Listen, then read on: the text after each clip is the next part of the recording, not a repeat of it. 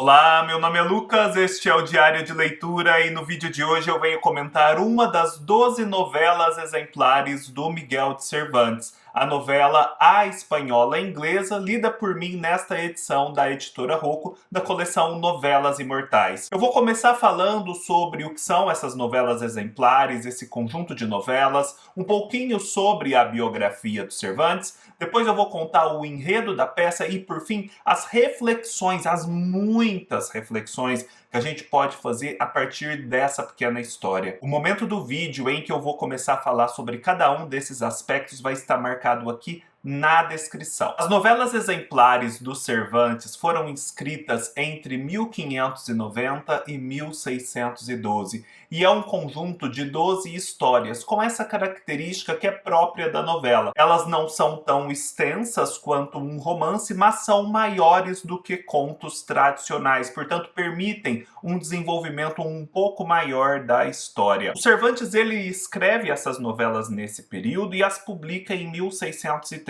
Portanto, num momento em que ele já havia publicado a primeira parte do Dom Quixote, em 1605, e ali na iminência de publicar a segunda parte em 1615. Nesse sentido, a gente pode perceber na escrita e leitura dessas novelas a transição de estilo de Cervantes, um pouco da sua evolução artística, das diferenças que existem entre a primeira e a segunda partes do Dom Quixote. Tanto é assim que, tradicionalmente, as novelas exemplares são divididas entre novelas idealistas e novelas realistas.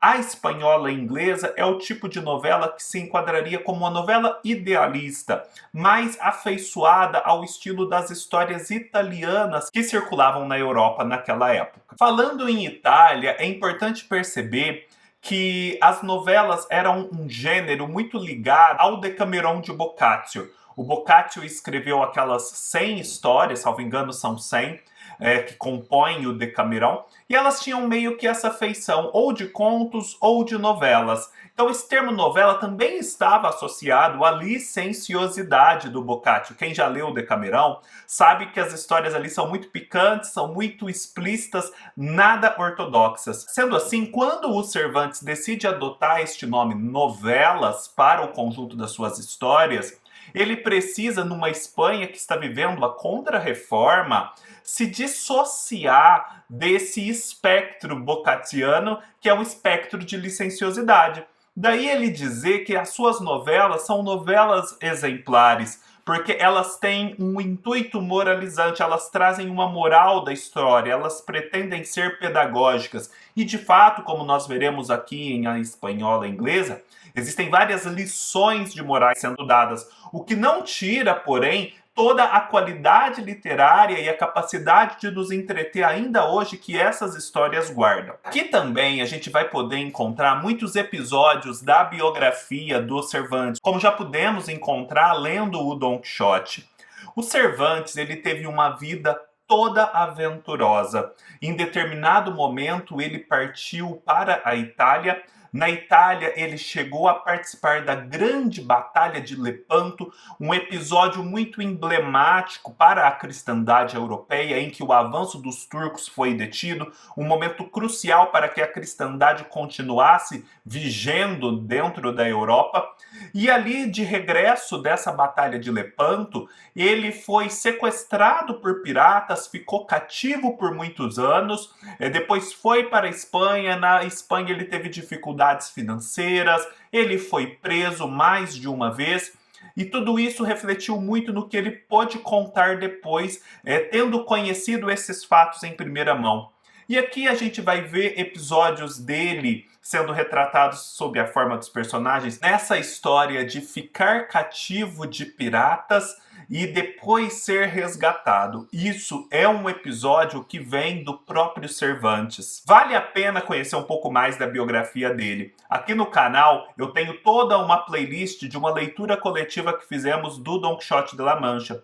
E um dos vídeos é justamente essa apresentação da obra e da vida do Cervantes de uma maneira mais geral. Eu vou deixar todas as referências aqui embaixo, não deixem de conferir. Esse vídeo em específico vai servir como um complemento à leitura de A Espanhola Inglesa. Pois bem, e do que trata a espanhola inglesa? Quem é essa espanhola inglesa? Essa é uma história que vai acontecer ali naquele período da Contra-Reforma, das disputas religiosas, em que o mundo europeu já está cindido entre protestantes e católicos.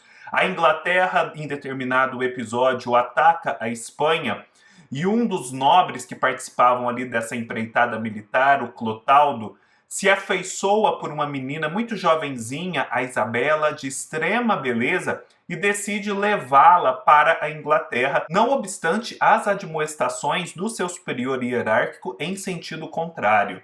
Na verdade, levar é um eufemismo para um sequestro que é empreendido. Mas a verdade é que o Clotaldo leva e essa menina passa a ser criada pela família, apesar de em sequestro, em cativeiro, com as maiores atenções, com todas as regalias, porque ela é uma menina adorável, ela é muito bela, ela suscita nos outros esse cuidado, essa atenção.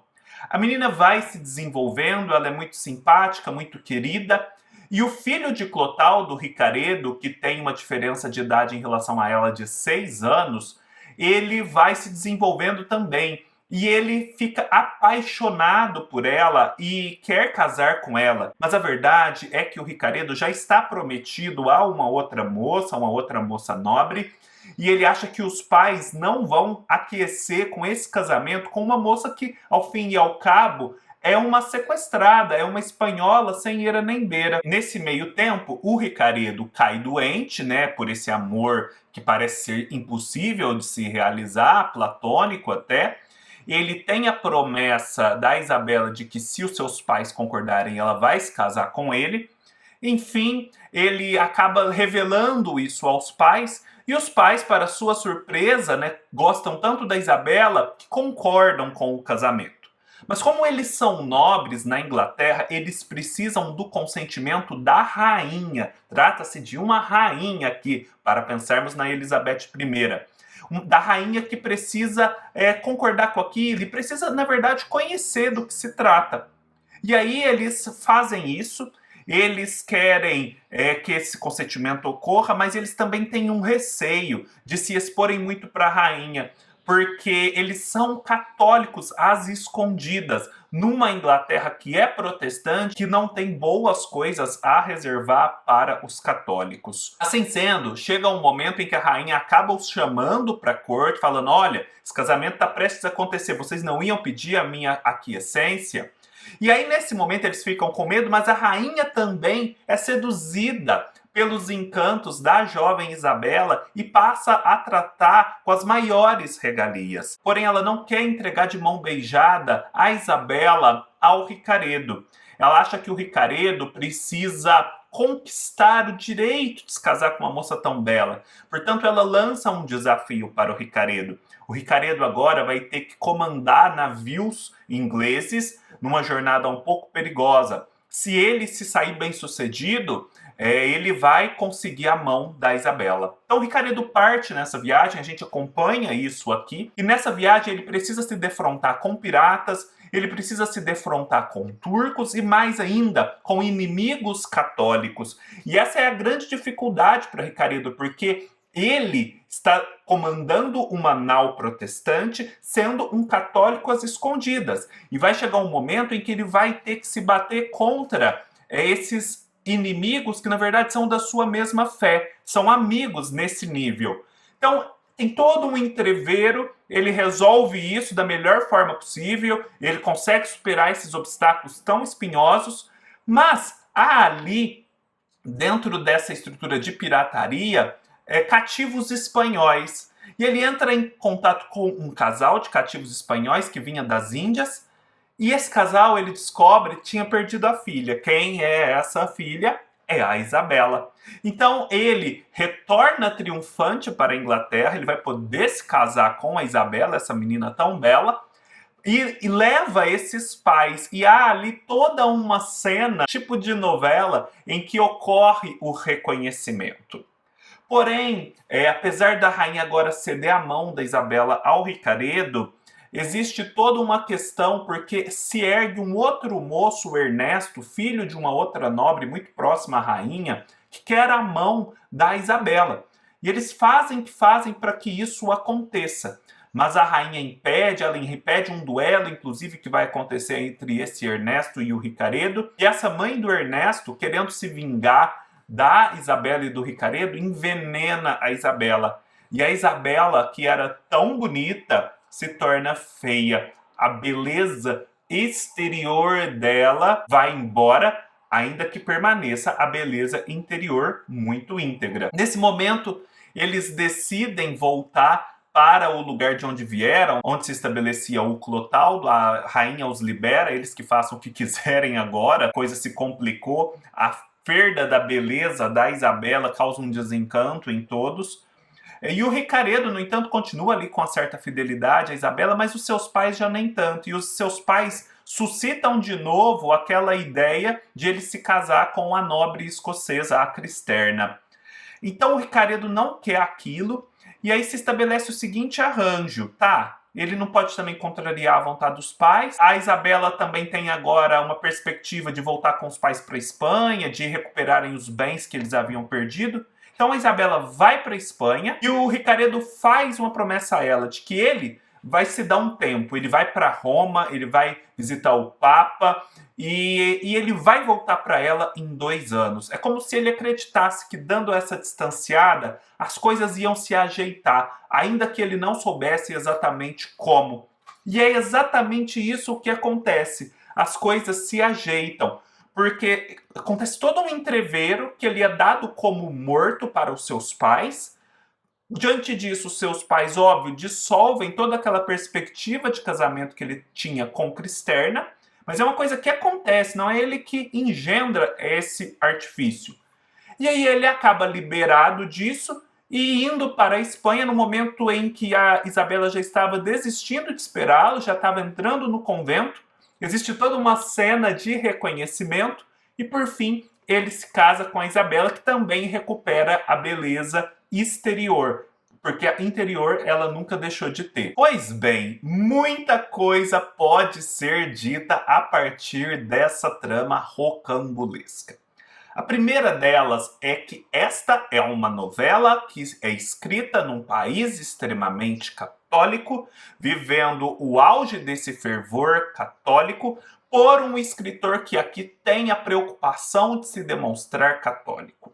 Sendo assim, o tempo todo o Cervantes está preocupado com a catolicidade dos seus personagens ou com o fato de que eles são louváveis e também católicos, ao mesmo tempo católicos. A gente percebe que aqui existem ingleses, mas são ingleses católicos que cultivam a fé católica às escondidas. A Isabela, ela mantém também íntegra a sua fé católica. A rainha inglesa, ela é vista como uma pessoa boa, apesar de ser protestante, muito também porque quando ela finalmente descobre que a Isabela e a família do Clotaldo são católicos, ela é tolerante e não toma nenhuma atitude drástica.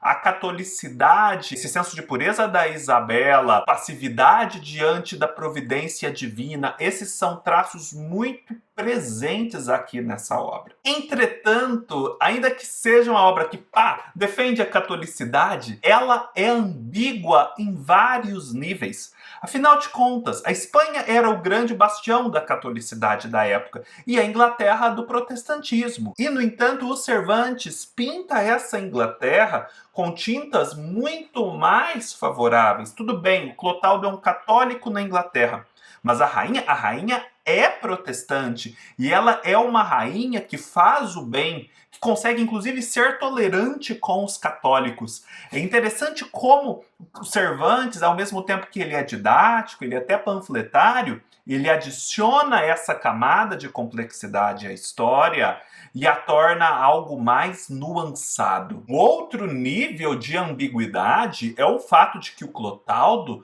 ser um católico, entretanto, ele é um católico sequestrador. Ele pegou essa menina, tirou ela dos seus pais, arruinou a vida desse casal e a levou à força para a Inglaterra, inclusive desrespeitando as regras do seu superior hierárquico.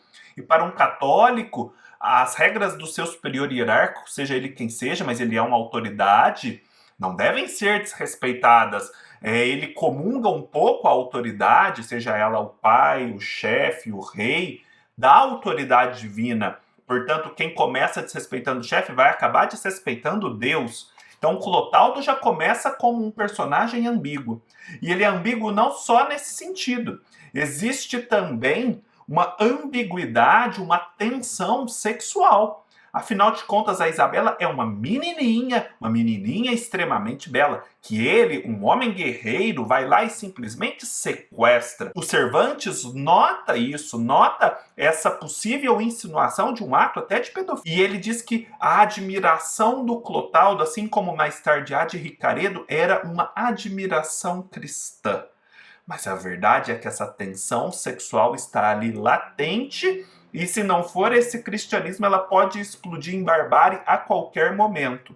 Assim também acontece com o Ricaredo em relação a Isabela, com a diferença de que no caso do Ricaredo existe também uma tensão que insinua o incesto. Eles não são irmãos de sangue, eles não são parentes, a rigor não há incesto. Porém, eles foram criados juntos, é como se eles tivessem ali os mesmos pais, um pais naturais, ela pais adotivos. E, no entanto, ele se apaixona por essa quase irmã.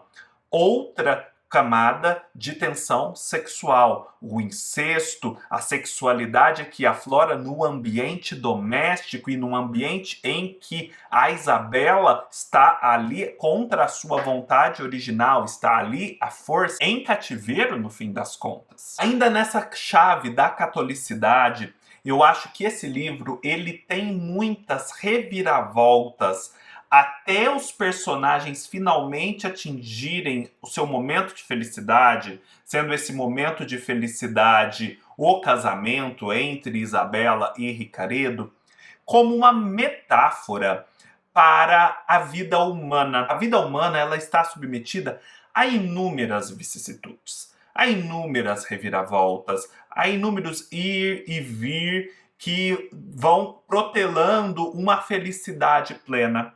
E a verdade é que, segundo a visão de mundo católica, essa felicidade plena nunca vai ser alcançada aqui na Terra. Ela vai ser alcançada no céu. E em benefício de ir ao céu, a favor de ir ao céu, vale a pena ser passivo diante da providência divina, diante de todos esses acasos que vão protelando a felicidade, e vale a pena também o sacrifício abnegado. Então, na verdade, se aqui a Isabela e o Ricaredo parecem alcançar verdadeira felicidade se casando, isso é só uma metáfora. Na verdade, o que o Cervantes pretende dizer, corroborando uma visão católica, é que a vida humana ela é cheia de vicissitudes, as vicissitudes devem ser aceitas como sendo a providência divina de forma abnegada, e o verdadeiro prêmio vai vir só no final, e não neste mundo e nesta vida, mas lá depois da morte, no céu, na vida eterna. Então, é toda uma lição de moral aqui para que você seja abnegado e suporte o que acontece com você e que vai contra o seu desejo de felicidade mais imediata. Outro tema muito importante aqui é o da beleza da Isabela, a beleza exterior. Na verdade, essa beleza é o que leva a Isabela a ter inúmeros problemas. Ela é sequestrada por conta dessa beleza. Quando ela perde a beleza física, as pessoas começam a se distanciar dela. O Ricaredo até se permanece ali fiel, mas mesmo em relação a ele, a coisa dá uma balançada. Essa beleza, ela é também instável. Ela, como eu disse, ela é perdida em determinado momento. Então, aqui há toda uma reflexão sobre o quanto vale essa beleza exterior, o quanto ela realmente ajuda alguém ou não nessa caminhada que, em última análise, é para o céu. A beleza interior, isto sim que é o que importa, essa permanece, né, Isabela? E é justamente porque permanece que ela alcança a felicidade ao final. Porque se ela fosse depender só da beleza exterior, ela estaria perdida, porque essa beleza mais traz problema do que solução. Uma outra coisa interessante é como o Ricaredo também está submetido à vontade da providência. Ele não pode desobedecer os seus pais e deixar de se casar com a Cristerna, mas ele quer se casar com a Isabela. Então ele se dá esse prazo de 2 anos, no qual essa providência tem um amplo espaço para resolver os seus problemas. E nisso ele se prova para a providência, para Deus, um fiel, um devoto. Ele vai a Roma, ele se confessa com o cardeal penitenciário, ele recebe a benção papal, etc.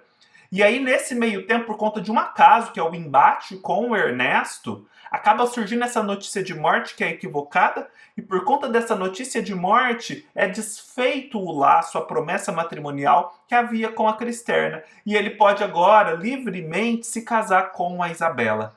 Então, aqui também, nessa última passagem, nesse último entrevero do Ricaredo, existe uma pretensão moralizante dos Cervantes, no sentido de dizer que se submeter à providência pode ser benfazejo também, que muitas vezes é necessário apenas dar um espaço para que ela atue. Esse livro também ele prega todo um ideal de mulher. Afinal de contas, a Isabela mal tem falas nessa novela, e ela é o exemplo da extrema passividade, ao ponto de ser sequestrada e, no entanto, viver ali quietinha como um cordeiro, ainda gostando dos seus pais adotivos, que na verdade são sequestradores. Ela vai se submetendo à vontade de todo mundo o tempo todo. E no final ela se torna feliz. Ela alcança o que a princípio parece que ela quer, que é esse casamento com o Ricaredo. Então, aqui a gente tem uma louvação da extrema passividade feminina, que era o ideal da época, e inclusive o ideal católico. Outra coisa que eu acho muito interessante aqui é como essa novela ela mostra a gênese do que depois vão ser as telenovelas mexicanas, por exemplo. Para não falar das telenovelas em geral no mundo em língua espanhola. Porque aqui a gente tem toda aquela história do melodrama, do romantismo, da idealização, das reviravoltas, dos reconhecimentos e reencontros inesperados, dessas crises de identidade. Será que fulano é tal pessoa ou não? Aí há uma revelação, né? Há o reconhecimento. Tudo isso está aqui, e tudo isso também está nas telenovelas. E aqui também essa narrativa, ela tem um ritmo muito envolvente, acontece coisa o tempo todo. O Cervantes, por isso ele é um grande escritor, ele segura isso com mão firme, a gente não se cansa, a gente continua embalado na história, pulando de um acontecimento ao outro, de uma reviravolta à outra. E o que é isso senão a sucessão dos bons capítulos de uma boa telenovela? A cada dia uma coisa diferente acontecendo, uma reviravolta e a curiosidade de saber o que vem depois. Nesse sentido, ele é pai das telenovelas. Acredito que não só ele, talvez exista, eu não conheço tanto da literatura espanhola, outros exemplos. Ao mesmo tempo que ele é pai dessa outra vertente da literatura espanhola, que é a literatura do insólito, de um certo fantástico, de um certo metaficcional, que é próprio do Don Quixote, principalmente da parte 2. Que a gente também tem um certo tom de conto de fadas. Essas histórias medievais têm um tom de conto de fadas. Agora eu não sei se as histórias medievais têm um tom de contos de fadas ou se são os contos de fadas que têm um tom de histórias medievais. Eu acho que é um pouco das duas coisas, mas para nós que estamos distantes delas, é como se os dois gêneros estivessem muito próximos. O tom dessa história, para mim, é também o tom de O Eleito, do Thomas Mann. Quem leu O Eleito provavelmente vai ter reconhecido isso. É isso, pessoal. É tudo isso. Tudo o que se pode dizer a respeito de uma novela tão breve, tão curtinha. É por isso também que eu creio tanto no potencial desse gênero literário, a novela, no sentido de ser lido, discutido e fornecer muita aprendizagem e bagagem literária para nós. Espero que tenha gostado. Se gostou, deixe um like, deixe seu comentário, se inscreva no canal se ainda não é inscrito. Se você chegou até aqui, cogite participar do clube de leitura de contos, novelas e peças de teatro do canal, onde nós discutimos dessa forma, através de lives e de conteúdos exclusivos, livros como este e como peças de teatro e contos, que são gêneros literários também mais breves, entretanto muito potentes. Um abraço, até mais!